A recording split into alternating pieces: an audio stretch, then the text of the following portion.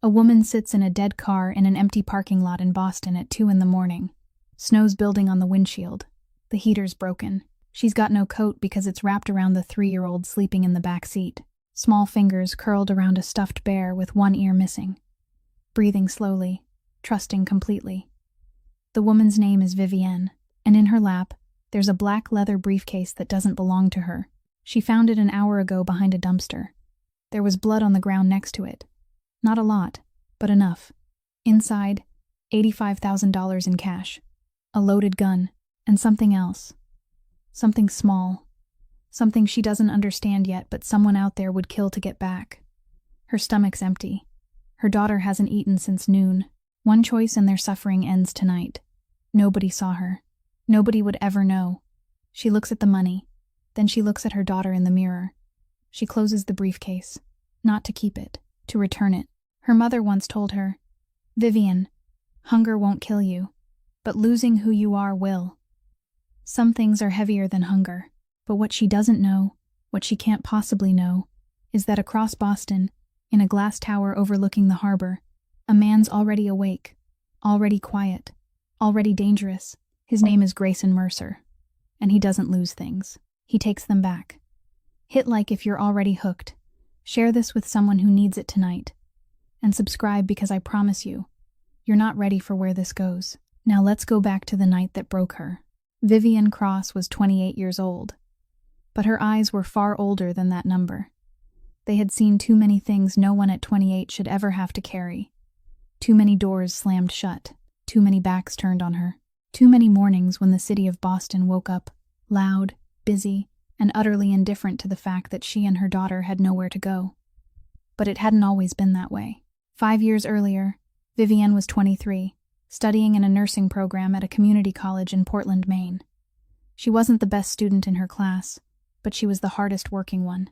Her clinical instructor once told her that she had steady hands and observant eyes, the kind of person born to care for other people. Then she met Travis Wyatt. He was 27, a police officer, with a wide smile and a voice that knew how to make a room fall quiet when he walked into it. He held doors open for her. He called her special on their very first date. He said things no one had ever said to her before. Things like, "I'll never let anyone hurt you," and "You're everything I need." She believed him.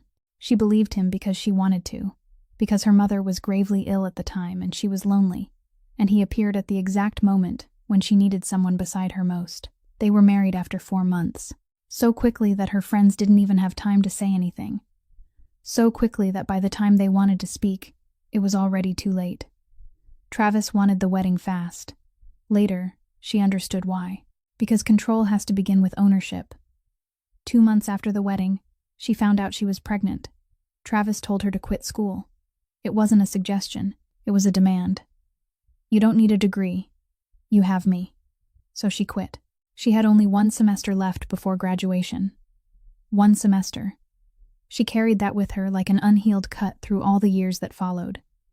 Then everything began to change. Not all at once. The worst things rarely arrive all at once. It started with his voice.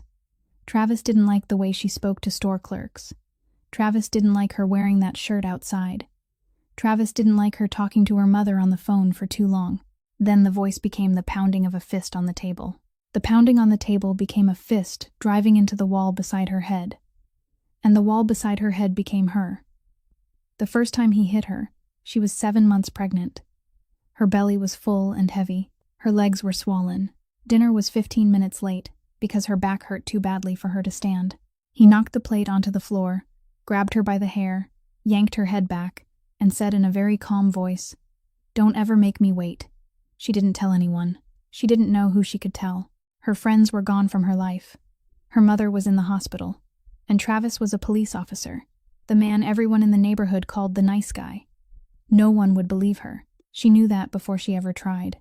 Ruthie was born on a night in November, tiny, wide-eyed. Her first cry rang through the delivery room, and Vivienne held her against her chest and thought, "Now I have a reason to endure all of this." And she did endure it. She carried the fear every time Travis opened the front door and came home. She carried the silence every time he screamed in her face in front of the baby. She carried the bruises she hid beneath long sleeves in the middle of summer. She carried the smile she forced onto her face whenever a neighbor asked, Everything all right? She carried all of it, alone. Because Travis didn't just hit her. He isolated her. He erased her friends' phone numbers. He checked her messages. He checked the mileage on the car. She wasn't allowed to go out without a reason. Wasn't allowed to talk to anyone for too long. Wasn't allowed to look at anyone for too long. Vivian's world kept shrinking and shrinking until all that was left was 4 walls, 1 child, and a man she had once believed would protect her. Then her mother died. Vivian wasn't allowed to be there. Her mother had fought lung cancer for 2 years without insurance, scrubbing hospital floors until her body could no longer endure it, and she died alone in a hospital room in Portland at 4 o'clock on a Tuesday morning. Vivian learned the news through a call from the night nurse. She begged Travis to let her go. He said no. Not because he had a reason, but because he could say no. Because power lived there, in the ability to deny a daughter one last chance to see her mother's face and know that she wouldn't dare argue back. She didn't go. She sat in the bathroom at midnight, turned on the faucet so the running water would drown out the sound of her crying, and promised herself that one day she would visit her mother's grave. She still hasn't done it. Ruthie was 1 year old then. The little girl was beginning to walk, beginning to say her first few words, and beginning to fall silent whenever Travis's voice rose louder than usual. Children learn faster than adults think. They don't need to understand the words to understand danger. Ruthie learned that when the front door flew open with a violent slam, she should sit still. Not move, not make a sound. 1.5 years old, and she already knew how to protect herself by becoming invisible. Then Travis was thrown off the police force. It was an excessive force case. Violence used far beyond what was necessary while arresting an unarmed suspect. There was camera footage. There were witnesses. The Portland Police Department couldn't protect him anymore. He lost his badge, lost his service weapon, lost the identity he had used to hide his true nature for all those years. And when a man like Travis loses the one thing that makes him feel powerful outside the house, he makes up for it by tightening his power inside it. Inside those 4 walls, over the only woman who couldn't leave. After that, the violence was no longer anger. It became a schedule. It became routine. Vivian could count it. Tuesdays and Fridays were usually the worst, because those were the 2 days he drank the most. She learned how to prepare. Put Ruthie to sleep early. Have dinner ready on time. Don't look him in the eye once he was past his 4th drink. But there were nights no preparation could save her from. The last night was one of them. Ruthie was 2 years old. Travis came home after midnight, drunk enough that he couldn't walk straight, but still sober enough to look for a reason. Dirty dishes in the sink. That was all. 2 bowls and 1 plate. He dragged Vivian out of bed by her hair, shoved her into the kitchen wall, and slammed her head against the tile. Not once. Vivian saw blood on the white tile before she felt the pain, and then she heard something that made everything stop. Not crying. Silence. Ruthie was standing in the bedroom doorway, 2 years old, barefoot, her curly hair tangled, clutching a teddy bear with 1 ear missing. And she wasn't crying, wasn't screaming, wasn't shaking. She was only standing there and watching, with eyes far too quiet, far too knowing for a child of 2. Eyes that had seen this scene enough times to understand that crying wouldn't change anything. Vivian looked at her daughter, and what broke inside her wasn't bone. It was the last thing that had still been keeping her there. She realized that she wasn't afraid Travis would kill her. She was afraid Ruthie would grow up believing this was normal. That love looked like this. That sitting in silence in a corner was the way a child was supposed to live. That night, when Travis passed out on the sofa, Vivian picked up Ruthie, stuffed the teddy bear into her handbag, took the keys to the old Honda Civic, and drove away without looking back. No money, no documents, because Travis kept all of them. No phone. Just a car, a child, and the darkness on the highway at 3 o'clock in the morning. She didn't know where she was going. She only knew she had to get away. 3 days later, Travis woke up, realized she was gone, and called an old friend who was still with the Portland Police Department. He reported that Vivian had kidnapped his daughter, that she was mentally unstable, that the child was in danger. His friend helped file a missing persons report for Ruthie. Vivian's name was entered into the system. Not as a victim, as a suspect. From that night on, Vivian didn't dare step into any place connected to a system. Not a shelter, not a clinic, not a support agency, because every time her name was entered into a database, Travis would know where she was. She drove south from Portland, through New Hampshire, through Massachusetts. She stopped in Boston because the car ran out of gas near Dorchester, and she had no money left to buy more. Boston didn't welcome her. Boston doesn't welcome anyone. That city doesn't welcome. It simply absorbs. 1 year. She lived in that car for 1 year, washing dishes for restaurants that paid cash, cleaning laundromats, any job that didn't ask for her real name, didn't ask for papers, didn't ask why. Ruthie grew up in the back seat of that Honda. She learned how to sleep sitting up, learned how to eat from cans, learned not to ask, "Where's our home?" because she already understood that there are questions whose answers would only make her mother sad.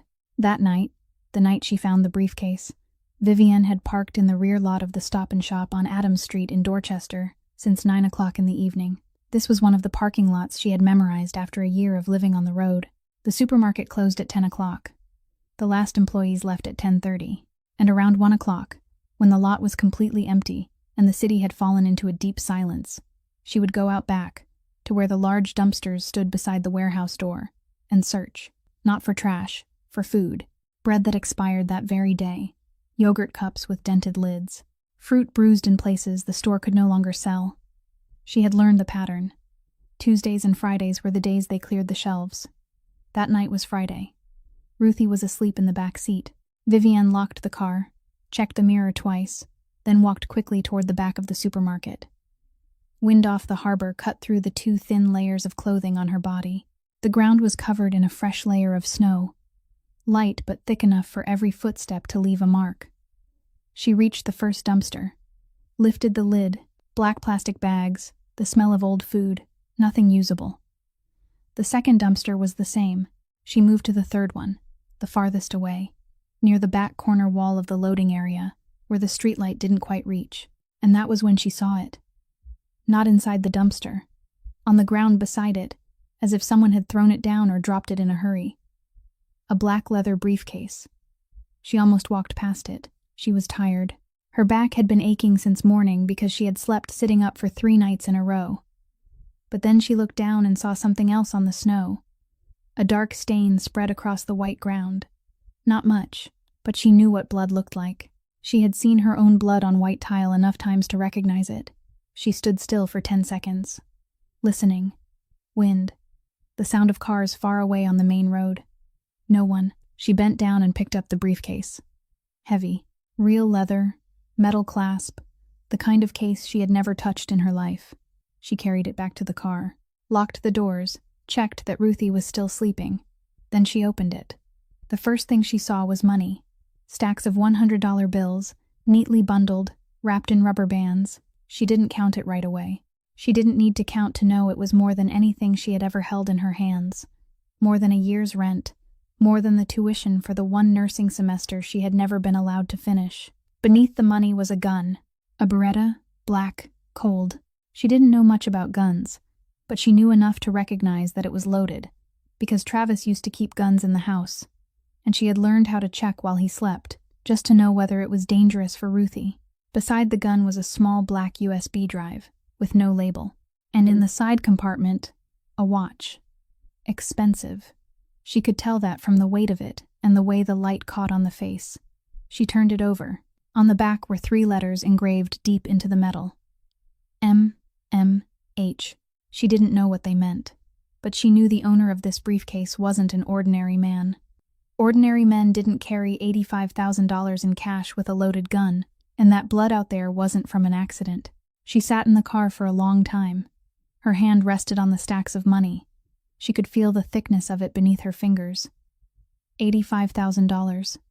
A newer car with a heater that worked. A small apartment with a door that locked. Food for Ruthie every day, not from dumpsters. A new coat. New shoes. A real bed. She could take the money right then, leave the briefcase behind, and drive away before sunrise. No one had seen her. No one would know. Her hand tightened. Then she looked up into the rearview mirror. Ruthie was sleeping. Her little fingers curled around the ear of her teddy bear. Her lips slightly parted. Completely unaware. Completely trusting her. And Vivienne thought of her mother. Not the mother lying in a hospital bed. The mother standing in other people's kitchens at 5 o'clock in the morning, scrubbing floors. never once taking a single pill that wasn't hers, even when her back hurt so badly she couldn't sleep. The mother who had once held her hand when she was 12 and said, "Vivian, hunger won't kill you, but losing yourself will." She looked at the money one last time, then she closed the briefcase. Gently, carefully, like closing a door she knew she wouldn't open again. She set the briefcase on the floor by the passenger seat, pulled the thin blanket up to her chest, leaned the seat back, and closed her eyes. Her stomach was still empty. The wind was still blowing through the crack in the car door. Snow was still falling, but inside that dead car, in that frozen parking lot in Dorchester, a woman had made a choice no one saw, no one knew about, and no one would ever stand up and applaud. Tomorrow morning she would find the address. She would return it. But while Vivian closed her eyes in that car, on the other side of Boston, in a glass tower overlooking the harbor, a man was already awake, already dangerous, and already beginning the hunt. Grayson Mercer didn't sleep. Not tonight. Not on most nights. He stood at the window of the penthouse on the 32nd floor in the Seaport District at 3 o'clock in the morning, one hand holding a glass of whiskey he hadn't touched, his eyes fixed on Boston Harbor below. Container ships lay still beneath yellow lights. The water was black and flat. The city slept beneath him, but he didn't, because Grayson Mercer hadn't slept well since the night he was 19 years old. That night in North End, 17 years ago, his father, Harrison Mercer, had just finished dinner at a restaurant on Hanover Street. An ordinary dinner. Pasta, red wine, a conversation about plans to expand the shipping routes farther south. Grayson was sitting in the back seat of the car. His father was in the front. The driver had just started the engine. Then the window beside the driver's seat shattered. Not one shot. 3. One after another. The driver collapsed over the steering wheel. His father fell sideways, reaching one hand toward the back, toward Grayson, as if the last instinct of a dying man was to shield his son. Grayson didn't scream. He didn't run. He climbed over the seat, crawled into the front, and pressed both hands against his father's chest. Blood. Hot. Heavy. Pouring through his fingers faster than anything he could stop. His father looked at him. His eyes were still open, still clear. And he said one sentence, the last one, in a voice Grayson would hear in his head every night for the next 17 years. "Don't let them change who you are." Then his eyes closed. Grayson pressed harder, shouted for help, pressed harder still, but his father was gone. When the police arrived, they had to pull Grayson out of the car. His hands were still pressed against his father's chest. The blood stayed dry on his skin for 2 days because he refused to wash it off. The scar on his left wrist didn't come from a knife or a bullet. It came from shattered glass that night. He never removed it, never hid it. It was there every time he rolled up his sleeves, every time he signed a contract, every time he made a decision no one else dared make. It reminded him of the cost. After the funeral, the Mercer family fell into chaos. Harrison Mercer hadn't only been the head of the family. He had been the man who held everything together, the single thread stretched between violence and order. Without him, the factions inside began pulling away from one another. Some wanted to sell territory to Salazar in New York. Some wanted to break everything apart. Some wanted to disappear and keep their peace. Grayson was 19. No one thought he was strong enough. He didn't think so either. But he remembered his father's last words, and he remembered pressing his hands against his father's chest and still failing to save him. He wasn't going to lose anything else. For 3 years, he watched, learned, and waited. He learned how to read people, learned how to stay silent at the right moment, learned how to tell the difference between loyalty and calculation. When he was 22, he took over. Not through violence.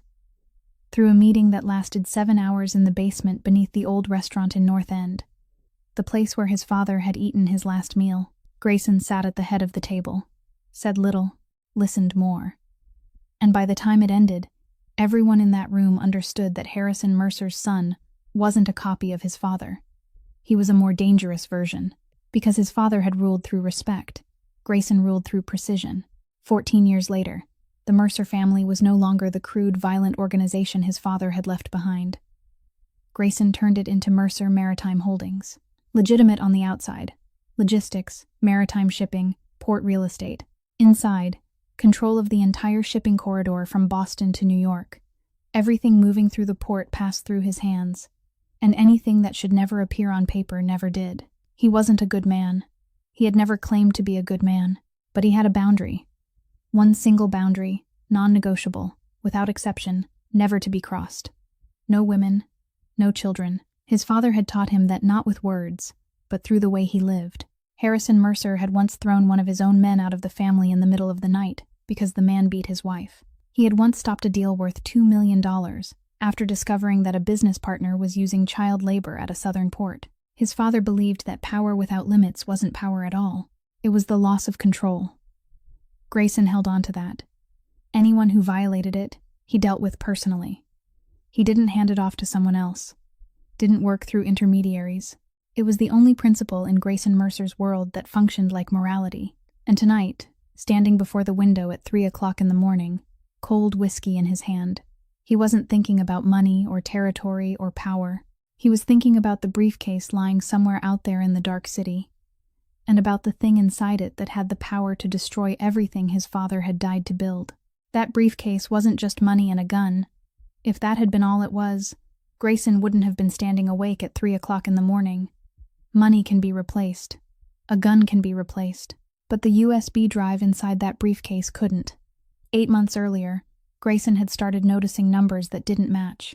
Not major discrepancies. Small things. A container shipment listed as departing from Boston, but the ship's GPS showed that it had stopped in Newark 2 days before reaching the destination written on the paperwork. A payment to a subcontractor that no one in the finance department remembered approving. A shipping route changed at the last minute, with no reason recorded in the file. Taken separately, each thing could have been explained. But Grayson hadn't built an empire by accepting explanations. He had built it by asking questions, until there was nowhere left to hide. He began investigating alone. He told no one. He used no one inside the Mercer family. He hired an outside forensic accountant, paid in cash, met in places without cameras. The results came back in fragments over the course of many months, and every fragment pointed in the same direction. Someone inside Mercer Maritime was selling shipping routes to Jorge Salazar in New York. Salazar was a rival. Not the kind of rival found in business competition. The kind who, if he had enough information about Mercer's routes and schedules, could swallow the Port of Boston whole without firing a single shot. All he needed to know was where the cargo was going, when it was moving, and through whose hands it passed. And someone was selling him exactly that. The money from selling the information didn't move directly. It passed through 3 shell companies registered in Delaware, the kind of companies that exist only on paper, with no office, no employees, only a bank account. Over 3 years, $4.2 million had moved through that system. Grayson stored all of it on the USB drive, encrypted it, kept it with him, never copied it, because the man he suspected wasn't an enemy outside the family. It was Brennan Holt, his second in command. The man who had been with the Mercer family since Grayson was a boy of 15. The man his father had trusted. The man Grayson had called brother for 21 years. If Brennan knew Grayson had evidence, everything would disappear in a single night. The data would be erased. The shell companies would be shut down. And Brennan would know he was being watched, which meant he would act first. In this world, acting first meant a bullet or a knife before the other man ever had the chance to turn around. That was why Grayson kept the USB drive in the briefcase, carried it on his person, never let it out of his sight, until last night. Last night he had a meeting in Dorchester. A source inside Salazar's organization had reached out through an intermediary, saying there was more information, the name of the Mercer contact Salazar was using. Grayson went alone, with only his driver waiting outside. The meeting was set in the alley behind a closed laundromat, 3 blocks from the supermarket parking lot. The source never came. Instead, 2 men stepped out from the far end of the alley. Grayson recognized the trap before they had time to draw their guns. He dealt with the first man in 3 seconds. The second ran. But as Grayson turned, the briefcase slipped from his hand. He heard his driver lay on the horn, saw the headlights sweep into the alley, and he had to choose, the briefcase or his life. He chose his life. When he came back 15 minutes later, the briefcase was gone. All that remained was the blood of the ambusher on the snow and a set of small, light footprints, not a man's. Grayson stood there for a long time, staring at those footprints. Someone had come there after him. Someone had picked up the briefcase containing evidence that could destroy the Mercer family. He returned to the tower at 2 o'clock in the morning. Petra Voss was already there. She was always there when he needed her. 45 years old, former military, with a face that never revealed more than it had to. She was the only person in that building Grayson trusted completely, because she wasn't loyal to money or power. She had been loyal first to his father, and now she was loyal to him, because she had promised a dying man in a car that she would keep his son safe. The footprints at the scene, Petra said. Small, worn shoes, not professional. Could have been a homeless person who picked it up. Grayson didn't turn to look at her. He kept staring out at the harbor through the glass. Find them, he said, before anyone else does. The next morning, Vivienne woke at 6 o'clock inside the snow-covered car. Ruthie was still asleep. The briefcase was still on the floor beneath the passenger seat, exactly where she had left it the night before. She looked at it for a moment, then out through the glass. Boston was waking up. Gray, cold, indifferent. She needed to find out what those 3 letters meant. MMH, the Boston Public Library on Boylston Street, opened at 9 o'clock. She knew because she had used the restroom there many times over the past year. She picked Ruthie up, carried the briefcase, and walked 40 minutes through the wind. Ruthie didn't ask where they were going. She was used to moving without knowing the destination. Inside the library, Vivienne sat Ruthie down in the children's section with a few board books, then took a seat at a public computer. She typed MH Boston. The first result was Mercer Maritime Holdings, headquarters in the financial district, Boston. She clicked. The website was polished, with photographs of a glass tower and the executive board. CEO, Grayson Mercer. A portrait, black suit, a face that wasn't smiling. She looked at that photograph longer than she needed to. Not because he was handsome or because she was impressed, but because the eyes in that picture looked like hers, the kind of eyes that had seen something they could never forget. She wrote down the address on a small scrap of paper, shut the computer down, picked Ruthie up, and headed to the bus stop. Bus number 7. She used the last coins in her coat pocket, literally. After that ride, she had no money left to go anywhere at all. The Mercer Maritime Holdings building was taller than anything Vivienne had ever stood in front of. Glass, steel, light reflecting everywhere. 2 security guards at the entrance looked at her from 50 meters away. Worn shoes, thin coat, child in her arms. They didn't need to say anything. Their faces said it all. "I need to see Mr. Grayson Mercer," Vivienne said. Her voice was steady. "I have something that belongs to him." They looked at each other. One of them told her to wait. 5 minutes, then 10. Ruthie began to shiver from the cold. Vivienne pulled her coat tighter around her daughter, the only coat she had and the one she should have been wearing herself. Then a side door opened. A middle-aged woman with short hair and a sharp face led her inside. She didn't introduce herself. She didn't ask Vivienne's name. She only said, "Follow me." The lobby inside was warm. Ruthie let out a small breath when the heat touched her skin. Marble floors, high ceilings, the scent of coffee and leather. A different world. And in the middle of the lobby, a man was already standing there. Not sitting, standing, as if he had been too restless to sit. Grayson Mercer looked like the photograph online, and nothing like it at all. The picture had captured the lines of him, the shoulders, the jaw, the precision in the way he carried himself. But it hadn't captured the intensity, the sleepless eyes, the deliberate stillness of a man who controlled everything around him by refusing any unnecessary movement. The sleeves of his black shirt were rolled up, revealing a long scar on his left wrist. He looked at her. She looked at him. Then she stepped forward, set the briefcase on the table between them, and said, "I found this. I believe it belongs to you." He didn't move. 2 seconds. Then he stepped forward, opened the briefcase, checked it quickly but thoroughly, and closed it again. His eyes came back to her. "You walked here," he said. Not a question. "In this weather. With a child." "Yes. There's $85,000 in this case." "I know. I counted it, and I brought it back." Silence. Not the uncomfortable kind. The kind of silence a man falls into when he's recalculating everything he thought he knew about human beings. He reached into the inside pocket of his jacket and took out a thick envelope, the kind of thickness that told you what was inside without needing to open it. "Take it," he said. No. The word left her mouth before she had time to think. One of his eyebrows shifted. It's a reward. I didn't return it for a reward. Then why did you return it? She looked straight into his eyes. Because I have a daughter. And one day she's going to ask me who I am. I need to have an answer I'm not ashamed of. The room went very still. Somewhere near the row of chairs, Ruthie was softly singing some little tune to her teddy bear. Grayson lowered the envelope, slowly. What kind of work do you do? He asked. Anything honest. I can clean, organize files, do administrative support. I learn fast. I don't complain. I just need fair pay and a warm place for my daughter while I work. He looked at her for a long time. Most people standing where she stood would have asked for money. She was asking for dignity. Come back here tomorrow morning at 7 o'clock, he said. See Petra at reception. She'll arrange it. Vivienne let out a breath. Lightly. Just enough. Thank you. He nodded once. She turned away, lifting Ruthie into her arms. And as she reached the door, she heard him speak quietly behind her, almost as if he were speaking to himself.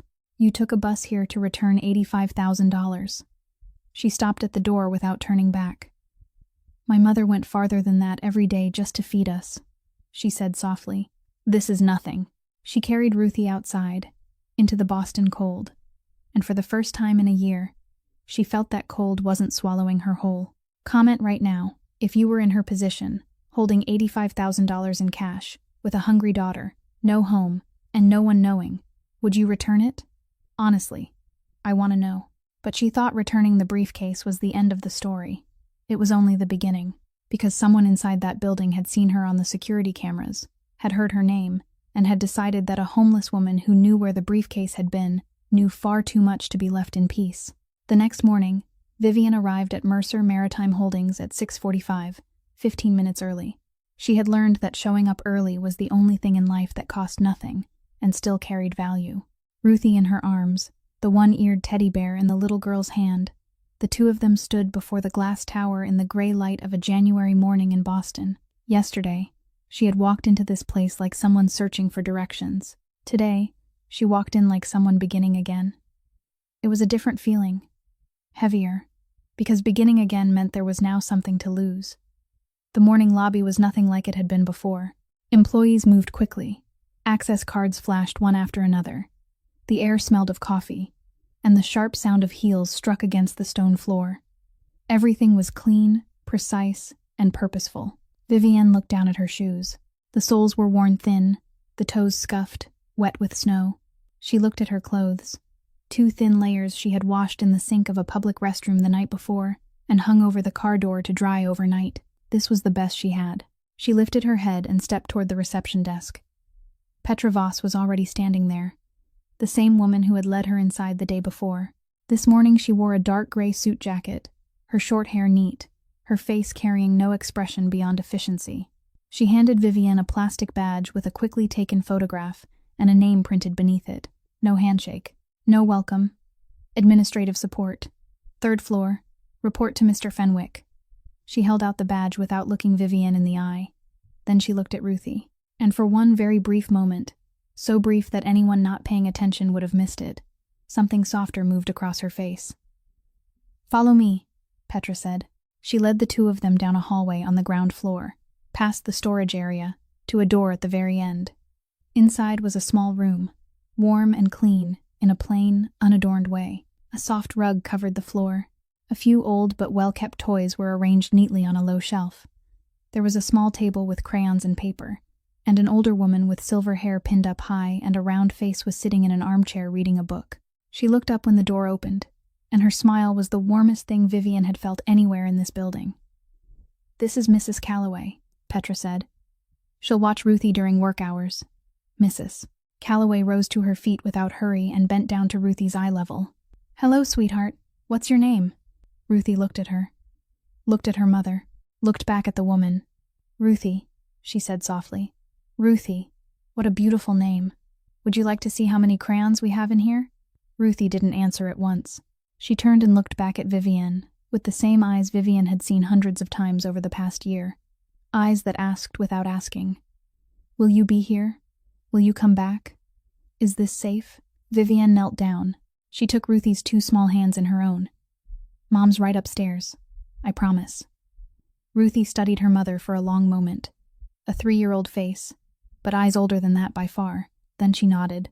One small, serious nod, as if she were signing an agreement she understood far better than any 3-year-old ever should. Then Ruthie turned, walked into the room, and made her way toward the shelf of crayons. 3 years old, and she already knew how to be brave. Vivian stood. Her throat was tight, but she didn't let it show. Not here. Not on the first day. Petra led her up to the 3rd floor in the elevator. The hallway was long, lined with glass, lit by white overhead lights. Employees moved back and forth carrying badges and tablets, with the faces of people who knew exactly where they belonged. Vivian didn't have that face, and she knew everyone could see it.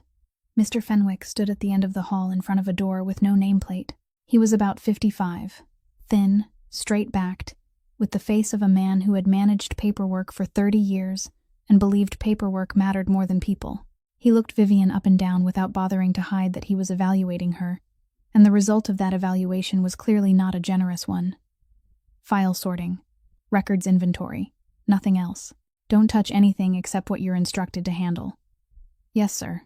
He opened the door.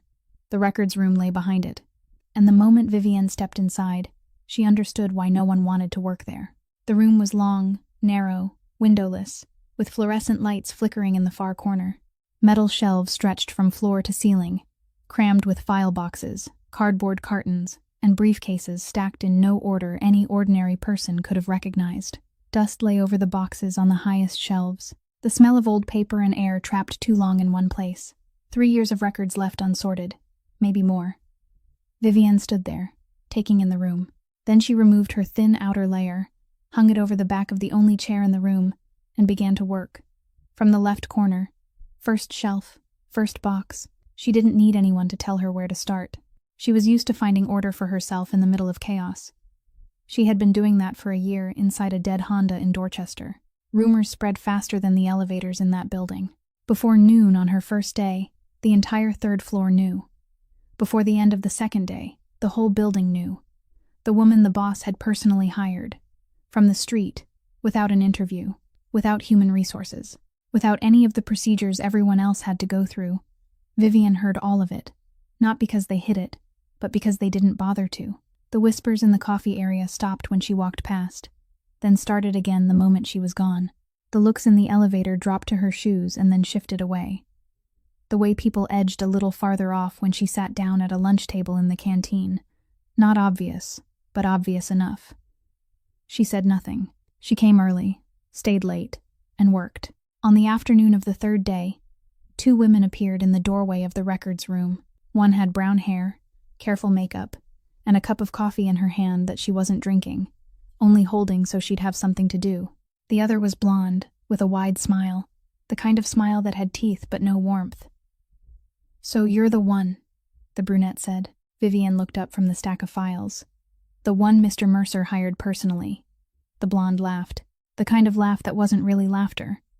"I was assigned to this department by his assistant," Vivian said, her voice even. "Same thing."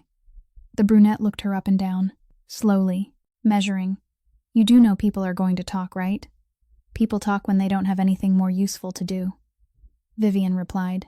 Then she turned back to the stack of files. The 2 women stood there for a few more seconds, waiting for some kind of reaction.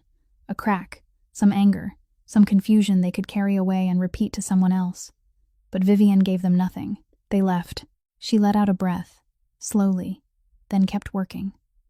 By the end of the first week, Vivian had sorted the entire vendor contract archive from 3 years earlier, arranged by date, by code, by shipping route. The records room was beginning to look as if someone had actually worked there for the first time in years, and it was in the middle of that sorting that she saw something that didn't match.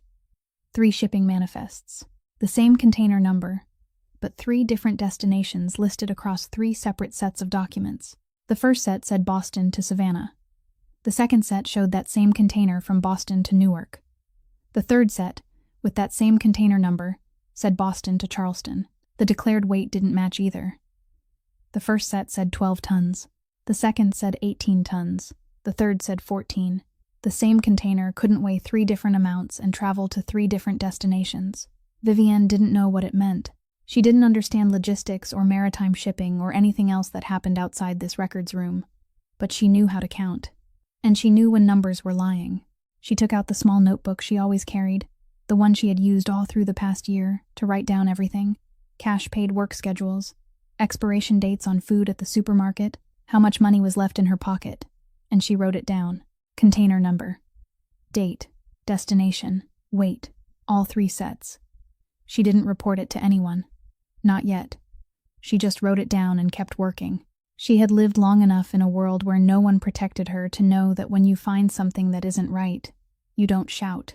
You write it down. You stay quiet. And you wait until you know who you can trust. That afternoon, Vivienne was pushing a cart of files down the hallway on the 3rd floor when she felt someone watching her. Not the kind of stare from curious employees or from the 2 women the day before. A different kind. Heavier. She turned her head. A man was standing at the far end of the hall, 40 years old, tall, broad-shouldered, in a dark gray suit, with the kind of face that might once have been pleasant 10 years ago, but now held nothing but calculation. He didn't smile, didn't nod, didn't say a word. He only stood there and watched her. Watched her all the way down the hall until she turned into the elevator. Then he pulled out his phone and made a call. Who is she? Brennan Holt wasn't asking because he didn't know. He was asking because he knew far too well. He had watched the security footage from the morning before. He had seen the woman in the thin coat carrying a child into the lobby and setting the black leather briefcase on the table in front of Grayson. The briefcase that should have vanished forever on the night of the ambush in Dorchester. The briefcase Brennan had paid a great deal to make sure Grayson would never recover, and now it had come back. Returned by a homeless woman no one had invited. That woman had held the USB drive in her hands. Maybe she had opened it. Maybe she had seen it. Maybe she hadn't understood any of it. But maybe it was something Brennan Holt didn't accept. The small studio sat in a low-rise building near the harbor, a 15-minute walk from Mercer Maritime. Petra handed her the key that afternoon without much explanation. Company owned, for employees who need temporary housing. 1 room, a small kitchen, a bathroom, a single bed with white sheets and a thin pillow. Nothing on the walls. No curtains. Only a plastic roll-down shade. But when Vivienne opened the door and stepped inside, the warmth from the old heater touched her face, and she had to stand still for a moment. Warmth. 4 walls. A door with a lock. She set Ruthie down. The little girl stood in the middle of the room, looking around with eyes that for the past year had known only the back seat of a car and dark parking lots. Then Ruthie looked up at her mother and said, "Is it ours, Mama?" Vivienne didn't answer right away because she didn't trust her voice then. She nodded. That night she bathed Ruthie. Hot water. For the first time in 3 months. For the past 3 months, she had wiped Ruthie down with wet cloths in public restrooms, with cold water from a gas station tap, with whatever she could find. But tonight there was hot water, running from the faucet, steaming, warm. She filled the tub, set Ruthie in it, and Ruthie touched the surface of the water with her hand, felt the warmth rising from it, and smiled, not a loud smile, a small, startled smile, as if she had just discovered that the world still contained something gentle she had almost forgotten. Vivienne watched her daughter smile in that warm bath, then she turned her face away, and cried, soundlessly. She hadn't cried in months, had thought she was past that stage, but the hot water against her daughter's skin broke something open that she had believed was sealed shut. She cried from relief. She cried from anger.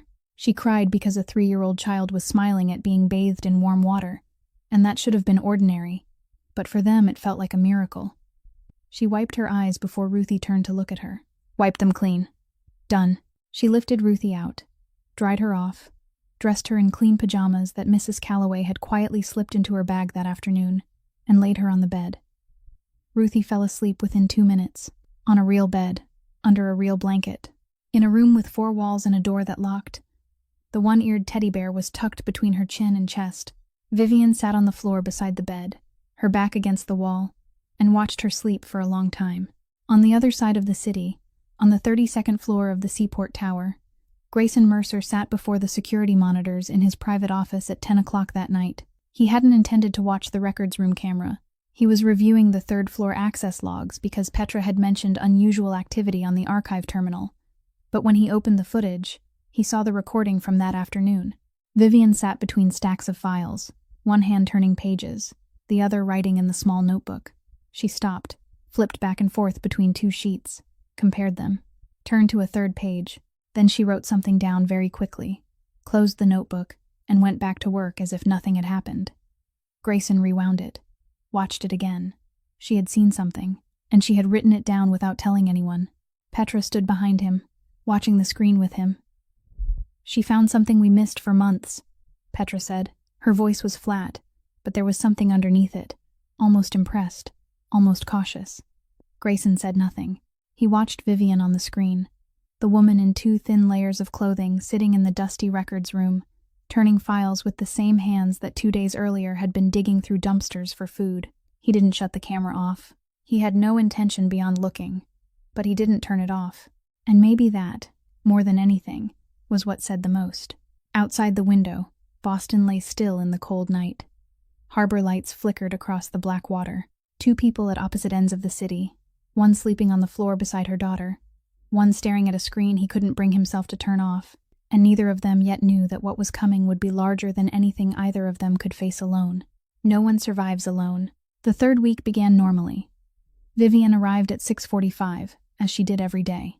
She left Ruthie with Mrs. Calloway, went up to the 3rd floor, entered the records room, started where she had stopped the day before. She had already organized 2/3 of the archive. Mr. Fenwick didn't praise her, but he no longer looked at her with that assessing stare either. That was his version of praise. On Tuesday of that week, at 10:15 in the morning, the fire alarm went off. It wasn't a real fire. A drill. The entire building had to evacuate according to procedure. Employees poured into the stairwells, then lined up outside at the assembly point on the north side of the building. Vivian thought of Ruthie immediately. Mrs. Calloway was on the ground floor, and the evacuation procedure there was different from the one on the 3rd floor. She didn't know who would bring Ruthie outside. She didn't know whether the little girl would be frightened. She ran down the stairs instead of following the flow of employees. 18 minutes. She left her desk for 18 minutes. She left her access badge on the desk because she had gone in too much of a rush to think, thinking only of Ruthie, of the shrill sound of the alarm, and of her daughter perhaps, sitting alone in that small room on the ground floor, not understanding what was happening. When she got there, Mrs. Calloway had already brought Ruthie out to the assembly area. The little girl stood still, one hand clutching the hem of the older woman's pant leg, her eyes wide but not crying. Vivian held her. Ruthie said nothing. She only pressed her face into her mother's neck. 18 minutes.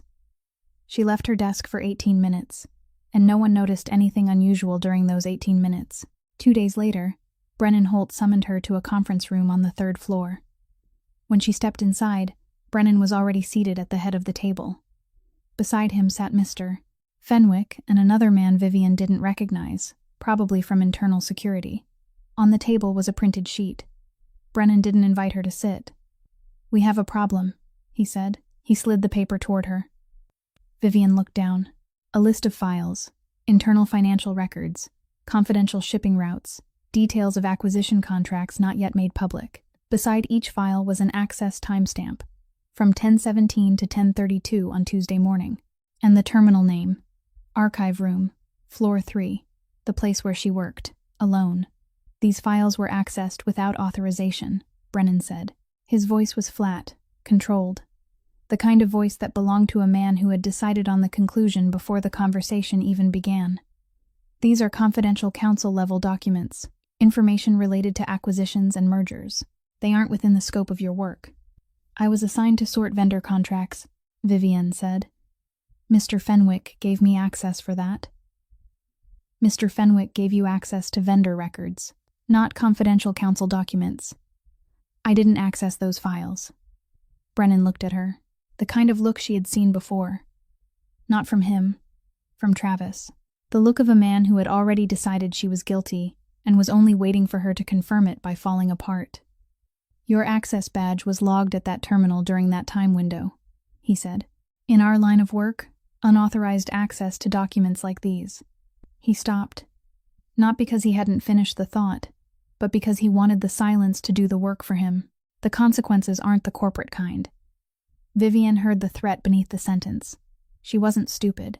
She knew this building didn't operate like an ordinary company. She knew what our line of work meant, but she didn't look down, didn't look away, didn't retreat. Then, either the access log is wrong, or someone used my badge, she said. Her voice was even. Her hands were resting in her lap beneath the table, gripping the fabric of her pants, but her face showed nothing. Check the security footage from that day. I'll wait. Silence. Mr. Fenwick looked at Brennan. The man from security didn't move. Brennan didn't react at once, because he hadn't expected that. He had looked at her and seen a woman from the street, with no degree, no connections, no meaningful power. He had calculated that she would be afraid, that she would stumble over her words, that she would apologize, that she would cry, or better yet, that she would run. She did none of those things. She sat upright in the chair and looked straight into his eyes and said to check the footage, like someone who had been falsely accused enough times to know that the only reaction worth anything was the truth. We'll need to coordinate with security, Brennan said after a moment. That's fine, Vivian replied immediately. I want that. Something moved behind his eyes, very fast, then vanished. She stood up, because no one had told her to sit, which meant she didn't need anyone's permission to rise, and walked to the door. Her back straight, her steps steady. She didn't look back. But when she turned into the hallway and the conference room door closed behind her, both of her hands began to shake. That night, after Ruthie fell asleep, Vivian sat on the edge of the bed in the small studio and allowed herself to be afraid. 5 minutes. She counted them in her head. 5 minutes to let her hands shake, to let the weight settle in her chest, to let Brennan Holt's flat voice echo back through her mind with the words, "The consequences aren't the corporate kind," and to fully understand that she was inside a place where the rules didn't work like anywhere she had ever known. 5 minutes. Then she wiped her eyes, even though they were dry because she wasn't crying. It was only habit, wiping away anything that might become a sign of weakness before it had the chance to form. She stood up, took out the small notebook, sat at the kitchen table beneath the yellow light, and began to write. She wrote a timeline. Tuesday. 10:15, fire alarm. 10:16, left her desk, access badge on the desk, ran down the stairs to the ground floor. 10:20, reached the assembly point, found Mrs. Calloway and Ruthie. 10:34, returned to the records room, badge still on the desk. 18 minutes. She recorded every minute clearly. Then underneath that, she added the 3 shipping manifests. Container number, date. 3 different destinations. 3 different weights. She copied them from the notebook exactly as she had written them during the first week. She didn't know what those numbers meant in the larger picture, but she knew they weren't right.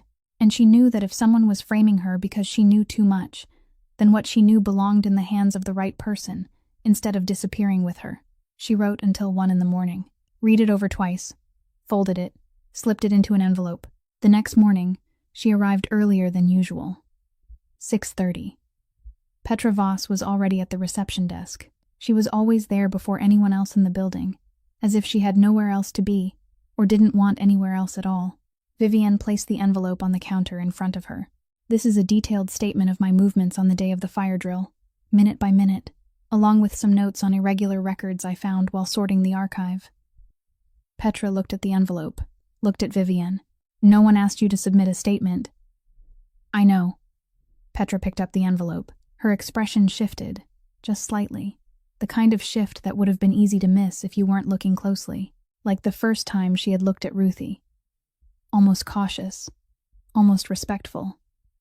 That afternoon, when Vivian went down to pick up Ruthie from Mrs. Calloway's room, the little girl was sitting at the small table drawing with crayons. Mrs. Calloway handed Vivian a piece of paper. She drew this morning. Vivian looked at the picture. Wax crayons on white paper, 2 figures, one tall and one small, standing inside a large rectangle. A house, a triangular roof, colored yellow, because Ruthie liked yellow, because it was the color of the sun, and the sun always came back. Mrs. Calloway said softly. I asked her if that was her house. She said, not yet, but Mama says it could be. Vivian looked at the drawing. 2 figures inside a house. The simplest dream in the world, drawn in crayons by a 3-year-old child who had slept in a car for a year. She folded the drawing carefully, placed it inside her shirt pocket, right over her heart. The next morning, Petra called her up to the 32nd floor, not to a conference room, to Grayson Mercer's private office. She had never been up here before. The room was large, spare, with glass walls overlooking the entire Boston Harbor. Grayson sat behind the desk. The envelope she had submitted lay open on the surface, the pages of her statement arranged side by side. He had read it. She sat down in the chair across from him. He looked at her. "You expected to be suspected," he said. "Not a question. I've been suspected before," she answered. "Without evidence. I learned how to create evidence for myself." He looked down at the page with the 3 shipping manifests: container number, date, destination, weight. Handwritten, clear, exact. The silence stretched. He knew what those numbers meant. She didn't, but she had seen them and written them down instead of ignoring them. "You could have said nothing about these," he said quietly. "I also could have said nothing about the briefcase," she answered. The room went very still.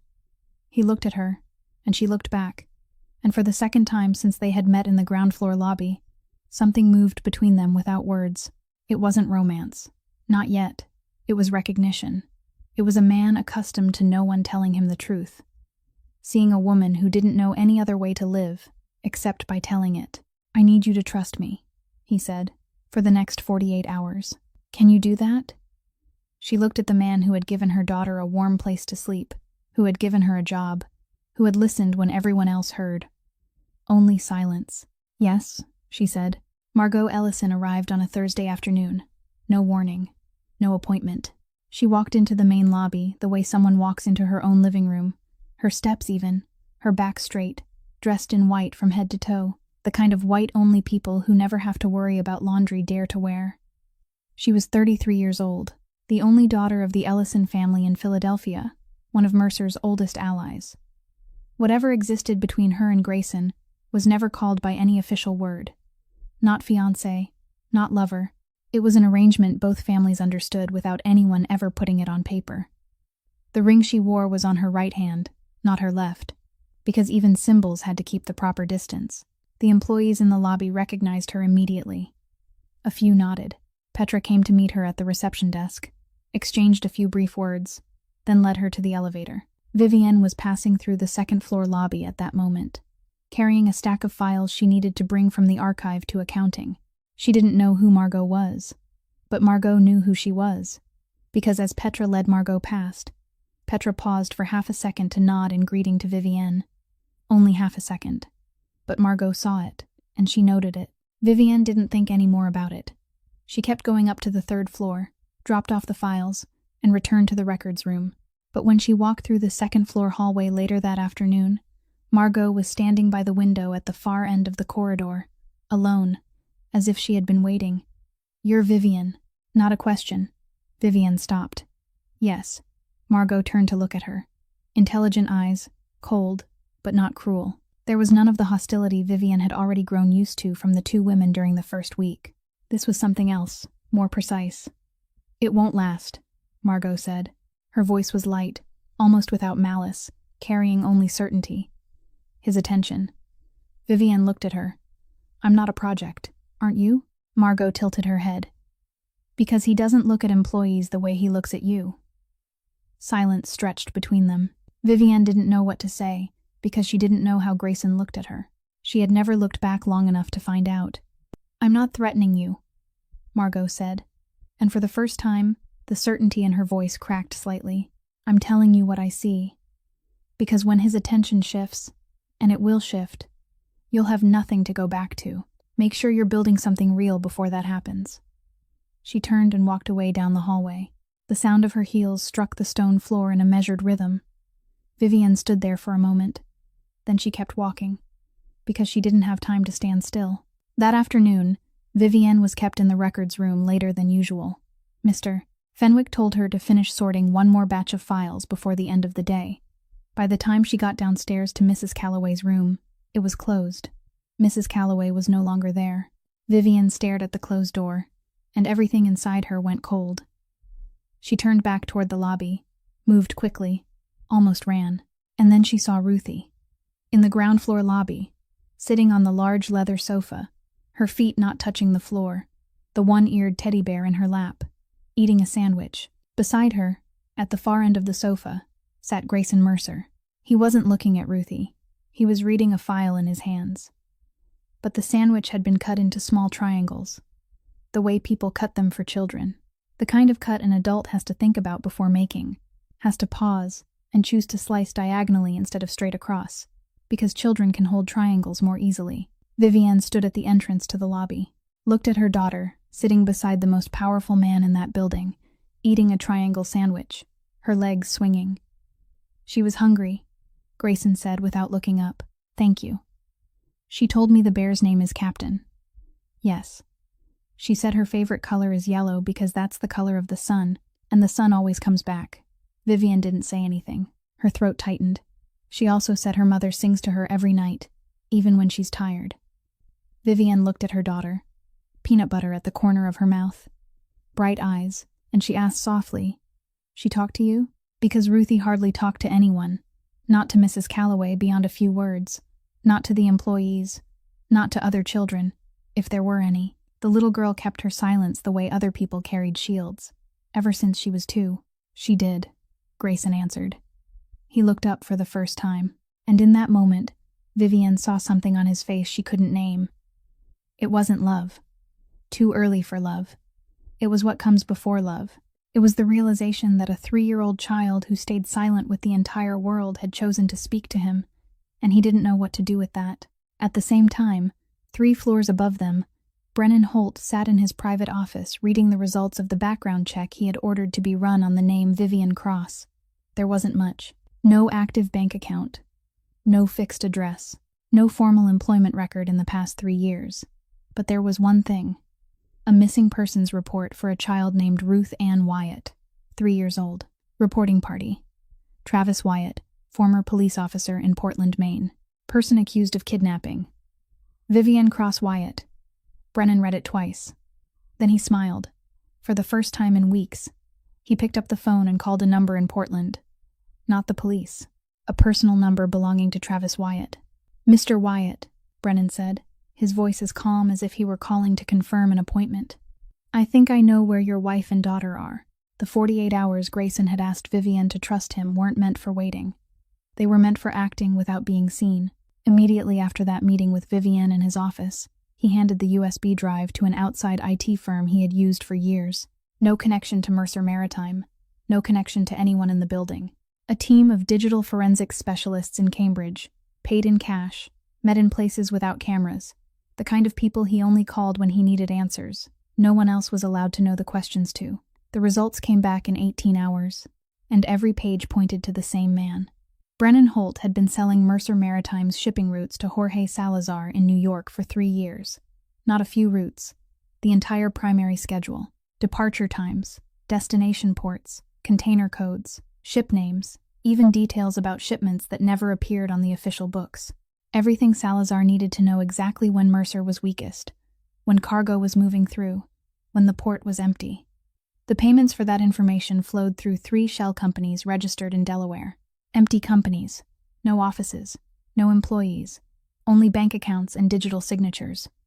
Over 3 years, $4,200,000 had moved through that system, from Salazar, through 3 layers of ghost companies, into a personal account Brennan had opened in the Cayman Islands under an assumed name.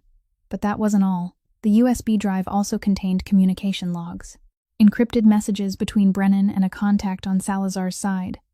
And in those messages, Grayson found the thing that made him set the documents down and sit very still for a long time. The night in Dorchester. The night he was ambushed. The night he lost the briefcase. The meeting with the source he had believed was real had been arranged entirely by Brennan. There was no source. No new information. Only a trap. The 2 men in that ambush hadn't been Salazar's men arriving by chance. They had been sent for one purpose. To get the briefcase. And if necessary, to make sure Grayson didn't come back. Brennan hadn't only been stealing, he had tried to kill him. Grayson sat in the dark office, city light slipping through the glass, and let that knowledge settle into him. 14 years. Brennan had been beside him for 21 years, had stood next to his father's coffin, had gripped his shoulder on the night he took over the family, had called him brother. 14 years.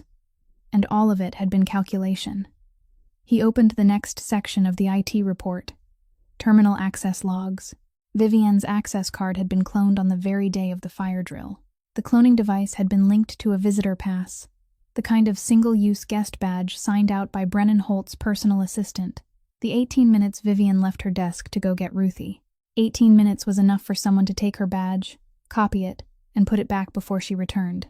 The confidential files accessed from the records room terminal hadn't been accessed by Vivienne. They had been accessed by a second device using a copy of her badge, operated from Brennan's private terminal on the 4th floor. During the same time window, the surface logs showed activity in the records room. Brennan had framed her, carefully, methodically, and coldly. And the 3 shipping manifests Vivienne had discovered. The 3 container numbers with 3 different destinations and 3 different weights matched exactly the shipments Brennan had redirected to Salazar. She hadn't known what she was finding, but she had found exactly the right thing. Grayson called Petra in. She stood in front of his desk, her back straight, her face unreadable. He set the documents on the desk. Her badge was cloned, he said. The accusation of unauthorized access was staged. Petra didn't look surprised. I checked the camera footage days ago, she said. Her voice was flat but clear. I saw Brennan's assistant near her desk during the fire drill. I was waiting for you to ask. Grayson looked at her. You knew. I suspected. The proof was your job. I only keep my eyes open. Silence. Grayson looked out at the window. Boston Harbor lay still in the night. Container ships lined up beneath yellow lights. The empire his father had died to build, the one Grayson had spent 14 years protecting, was being sold piece by the man he had called brother. He turned back to Petra. Who has Brennan contacted in the last 24 hours? A number in Portland, Maine. Personal. We haven't identified the owner yet. Grayson nodded. Find out. Right now. Because he had a feeling that $4,200,000 and 14 years of betrayal weren't the worst things Brennan Holt had done. That evening, Vivienne left the building at 6:15. Ruthie was in her arms, the one-eared teddy bear wedged between the child's chin and chest, her head resting against her mother's shoulder. It was already dark. In February, Boston turned dark by 4:30. The wind off the harbor carried the smell of salt and machine oil, cold, damp, cutting through the 2 thin layers Vivienne wore. The path from Mercer Maritime back to the studio passed through an alley between 2 rows of warehouse buildings near the docks. In daylight, it was crowded with trucks coming and going. At night, it was empty, dark, with only one street lamp at the mouth of the alley and another at the far end. Vivienne walked that stretch every evening. She knew every puddle, every pothole, every crack in the concrete. She wasn't afraid of the dark. She had lived in darkness for a year, but tonight there was something different. She felt it before she saw it. The instinct of someone who had lived in fear long enough to know when the air changed. The car was parked in the middle of the alley. Not a warehouse truck, a sedan, black, lights off, engine running. She stopped, 10 meters ahead. The car door opened, and Travis Wyatt stepped out. Everything inside Vivienne stopped at once. Her heart, her lungs, her legs, her thoughts. 1 second, maybe 2. But in those 2 seconds, a year of running, a year of looking over her shoulder every time she turned a corner, a year of flinching whenever she heard a car door slam in a parking lot, all of it crashed down into one heavy mass on her chest. He was standing there, 10 meters away, heavy coat, both hands in his pockets, the stance she knew by heart, the ordinary stance. That was the most terrifying part. Travis was always at his most ordinary just before everything became its worst. Hi, Viv. His voice was light, familiar, the kind of voice he used when other people were watching. I've been looking everywhere for you. Ruthie felt it. Children don't need to understand words to recognize danger. They read their mother's body. And Vivienne's body in that moment was a wire pulled so tight it was about to snap. Ruthie tightened her arms around her mother's neck. Her 2 little hands locked on, and she trembled, not crying, not screaming, trembling in silence. The kind of trembling she had learned at 2 years old, standing in a bedroom doorway watching her father slam her mother's head into a wall. Silence was how Ruthie survived. And that silence, that shaking without tears, tore through Vivienne harder than any blow Travis had ever landed on her. She lowered Ruthie down, gently, set her behind her. Ruthie gripped the leg of her mother's pants, and made no sound at all. Vivienne stood straight, looked at Travis. Give me my daughter, Travis said. He took one step forward. "She's not yours," Vivian said. Her voice didn't shake. She didn't know how it was possible that it didn't shake. "You won't touch her. Not tonight. Not ever again." Travis smiled. The smile she had seen hundreds of times. The smile before the storm. He took another step, and then the darkness behind him moved. Not dramatically. No loud footsteps. No shouting. Just 3 figures separating from the shadows at the far end of the alley behind Travis's car. Quiet, as if they had been standing there since before he arrived. Grayson Mercer stepped out first. 2 men followed behind him. Large, expressionless, their arms hanging at their sides. Grayson didn't look at Vivian.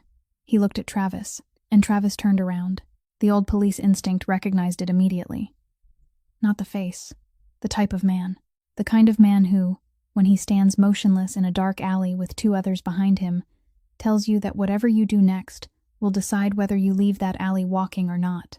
"You've got 3 seconds to get back in your car," Grayson said. His voice wasn't loud, wasn't threatening. Flat in the way only men who don't need to threaten ever sound. Travis looked at the 2 men behind Grayson, looked back at Grayson. "This is between me and my wife," Travis said. "She's not your wife, and you're standing on my docks." Grayson paused. 1. Travis didn't move. He was calculating. Vivian could see that on his face. The same face he wore every time he decided what she had done wrong that day. The same machinery of calculation behind his eyes. 2. Travis looked at Grayson for 1 more second, then looked at Vivian, looked at Ruthie hiding behind her mother's leg. And he made the choice cowards always make when they come face to face with someone stronger. He retreated, turned back to the car, opened the door, got in, started the engine, drove away. The red taillights disappeared at the end of the alley, but Vivian knew. She knew Travis. He wasn't giving up. He was only leaving because he didn't have the advantage yet. He would come back. He always came back. The alley fell quiet again. The sound of Travis's engine faded, then disappeared completely. All that remained was the wind off the harbor, the slap of water against the dock, and Vivian's breathing. Fast, shallow, the breathing of someone who had just kept herself from collapsing in front of her daughter. Grayson turned to look at her. She was still standing straight. Her back was still shielding Ruthie. Her arms hung at her sides, but her hands were clenched so tightly that her knuckles had gone white. Her eyes were dry. She wasn't crying. She hadn't cried in front of Travis for 3 years, and she wasn't about to start now. "How long?" Grayson asked. 2 words, but she understood what he meant. Not how long since she had left. How long since all of it had begun. "Almost 3 years," she said. Grayson's jaw tightened. Slowly, she saw the muscle shift beneath his skin, saw the scar on his left wrist go pale as his fist tightened. The kind of reaction that belongs to someone forcing something enormous into a very small space inside himself. He didn't ask for details. Didn't ask how many times or how bad it had been or why she hadn't called the police. He didn't ask because he understood that there are questions whose asking is only another form of violence. "He won't come back," Grayson said. "You can't promise that." "Yes, I can." She looked at him, and she understood. Not the details, not what he would do or how he would do it. She understood that when Grayson Mercer said, "I can," in that voice, with those eyes, with that stillness, it wasn't comfort, it was truth. And she believed him. Not because she was naive, because she had lived long enough with a man who made empty promises to recognize when words were being carried by something heavier behind them. Silence. The wind moved between them. Then a small voice rose from behind her leg. "Are you going to hurt Mama?" Ruthie, standing behind Vivian's leg, her fingers still clutching the fabric of her mother's pants, her face tilted up toward Grayson with eyes no 3-year-old should ever have. Eyes that had seen men hurt her mother often enough to know that this was the question that had to be asked before any other question. Grayson looked down, and he knelt. The Mafia boss of Boston, the man who controlled everything that moved through this harbor, the man whose name could silence boardrooms and empty dark alleys, knelt on the cold concrete in an alley by the docks, so his eyes would be level with a 3-year-old child holding a teddy bear with one ear missing. "No," he said. "I won't hurt your mama." Ruthie looked at him. For a long time. 3 years old, but she was measuring him with something older than her age. with the instinct of a child who had learned to read adults not through words, but through the way they held their fists. Then Ruthie held out her hand. A tiny hand, fingers open, palm turned upward. Grayson looked at that hand. He had held many things in his life. Guns, contracts, the collars of traitors, his father's blood-soaked hand in the car that night in North End, but he had never held anything so light. He took Ruthie's hand, gently, as if he were holding something he was afraid might break. Vivian stood above them, looking down. Her daughter was holding hands with the most dangerous man in the city, in a cold, dark alley in Boston in February, and she felt something shift inside her that she didn't dare name. Not yet, but it was there. Don't turn this video off. What happened next changed everything. I'm serious. Stay right here. The next morning, at 9 o'clock, Brennan Holt walked into the conference room on the 32nd floor the way he did every Friday morning. He arrived exactly on time. Gray suit, coffee in hand, the calm face of a man who had worn a mask long enough to forget he was wearing one. Grayson was already seated at the head of the table. No coffee. No documents in front of him. Only a thick stack of papers placed face down to his right. Petra stood in the corner of the room. 2 security men stood outside the door. Brennan glanced around. He recognized that the arrangement of the room was different from usual, but he sat down anyway, because Brennan Holt had survived for 14 years on the ability to never let it show that he noticed anything unusual. 14 years, Grayson said. No greeting, no introduction, just 2 words. Brennan set his coffee cup down, slowly. 14 years of what? 14 years standing beside me. Grayson turned the stack of papers over, 1 page at a time. He placed them on the table, one by one, like dealing cards. The first page, a diagram of the 3 shell companies in Delaware. Money flowing in and out. $4,200,000. The second page, logs of the shipping routes sold to Salazar. Dates, times, container codes, matching Mercer Maritime's internal schedules that only second-in-command level and above had the authority to access. The third page, encrypted messages between Brennan and Salazar's contact, decoded, readable. The fourth page, terminal access logs, Vivian's access card cloned from a visitor pass signed out by Brennan's assistant. The timestamp matched the day of the fire drill. The fifth page, details of the ambush in Dorchester, the fake meeting, the source that didn't exist, the 2 attackers. Arranged by the same contact named in the Salazar messages. Brennan looked at each page. He said nothing. His face didn't change. Not yet. Grayson placed the last page on the table. The 6th page. Phone call records. Brennan Holt's personal number calling Portland, Maine. Travis Wyatt's number. Time. 2 days earlier. Duration. 7 minutes. You sold shipping routes to Salazar, Grayson said. His voice was even, not raised. The stillness of a man who had known the truth for a long time and was only waiting for the right moment. You laundered $4.2 million through 3 ghost companies over 3 years. You arranged the ambush on me in Dorchester. You framed Vivian with a cloned card to make her the suspect. He paused. And you called her abusive ex-husband. You led a wife-beater to a woman and a 3-year-old child. The silence lasted a long time. Grayson said nothing more. He only looked at him and waited. Brennan sat still for 30 seconds.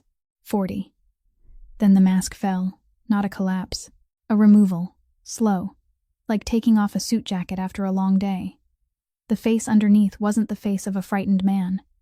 It was the face of a tired one, tired of hiding.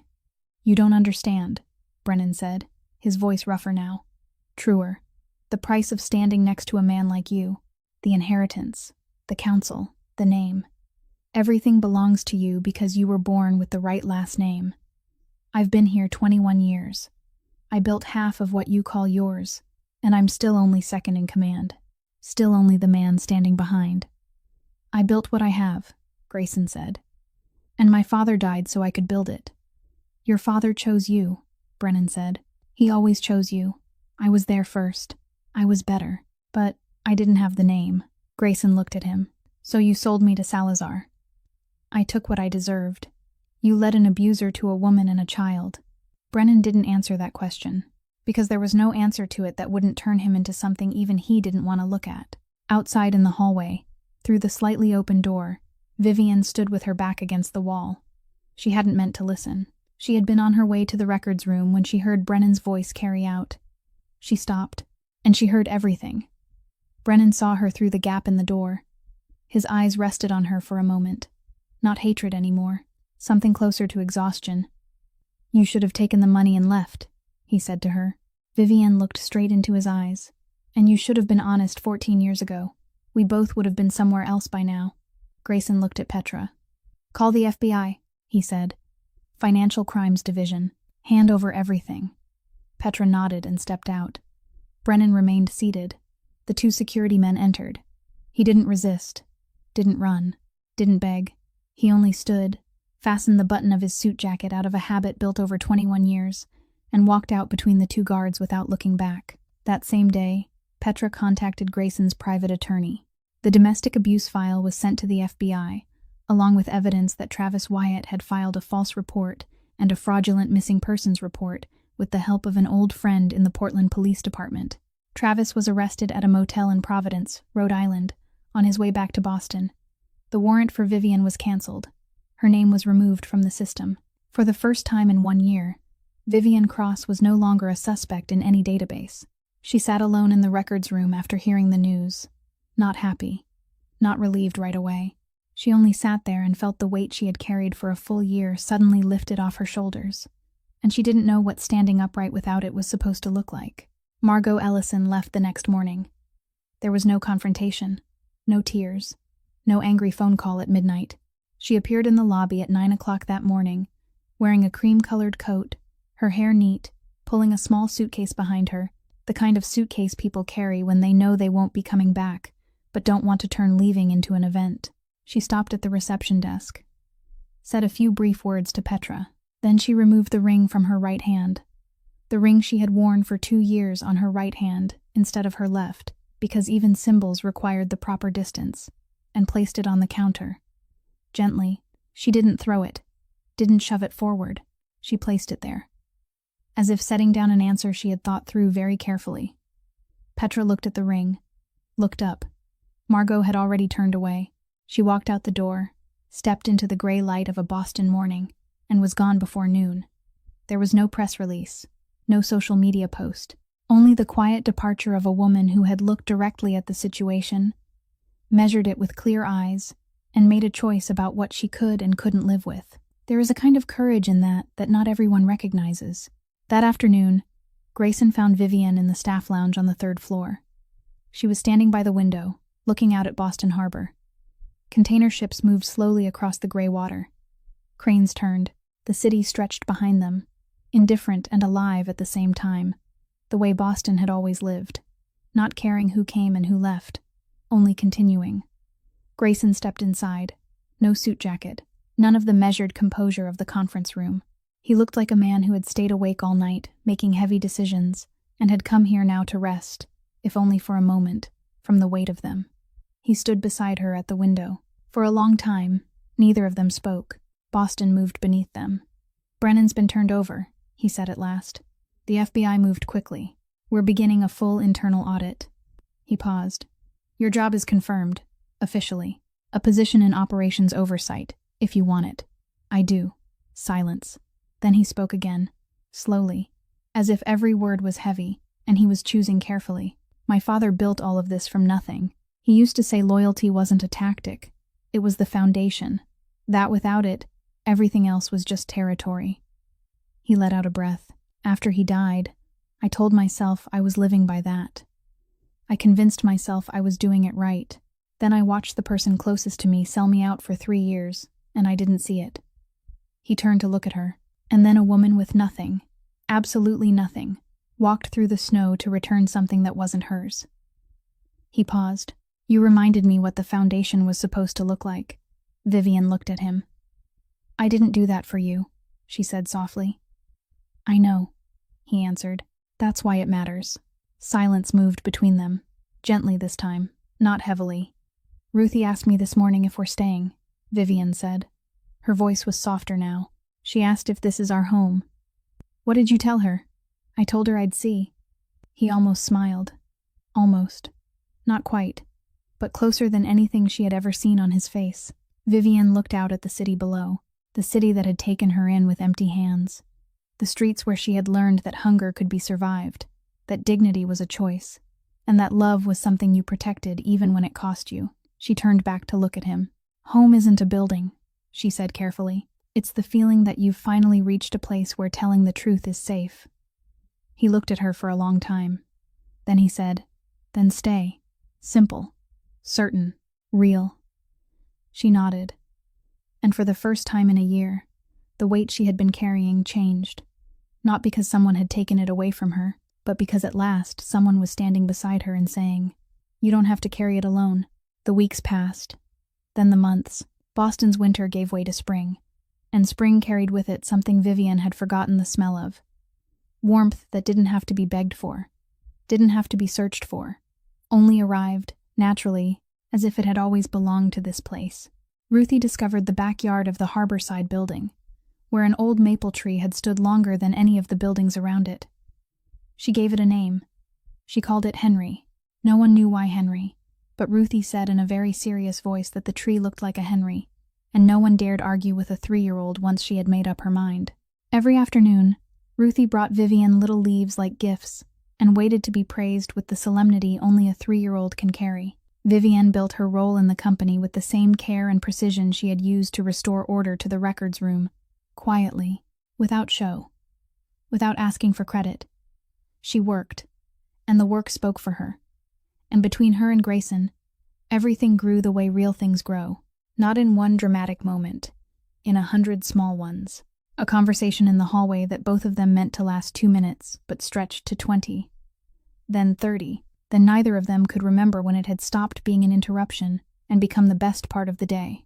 A book she suggested he read, and he actually read it, then brought it back with notes in the margins he wanted to talk about, because he was the first man who had ever asked what she thought and truly wanted to hear the answer.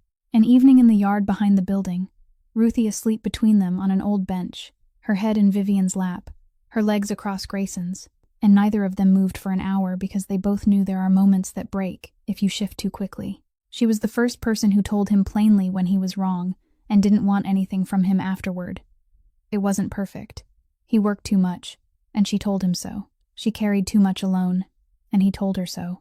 They disagreed about small things and talked until both of them understood. That was what made it real.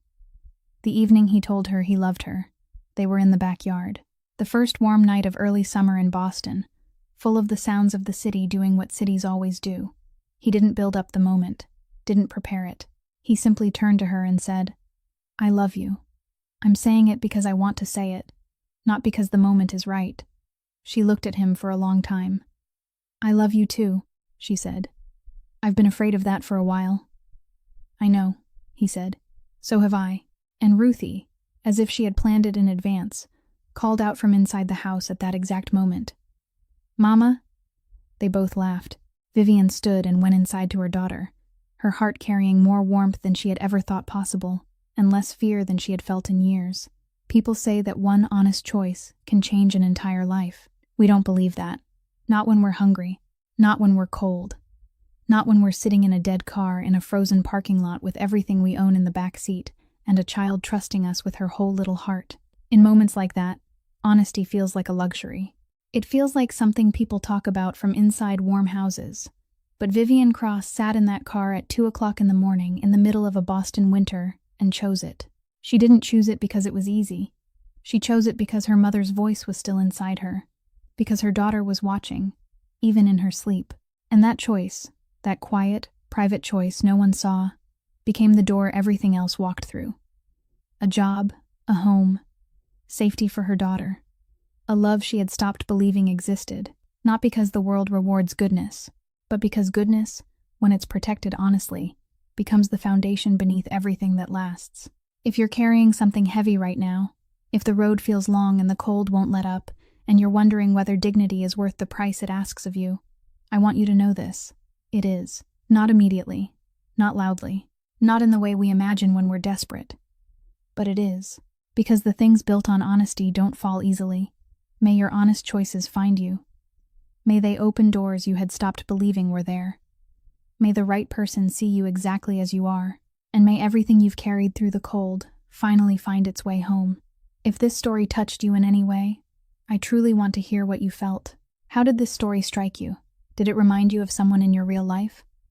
Was there a moment that made you stop and think? Please share it with me in the comments, from the deepest place in your heart, because every comment you leave gives us the strength to keep telling stories like this every single day. If you think this story deserves it, please press the like button, share it with someone who needs to hear it today, and subscribe to our channel so you don't miss the next videos. I wish everyone watching this video good health, a joyful life, and peace in every single day. Goodbye, and I'll see you in the next video.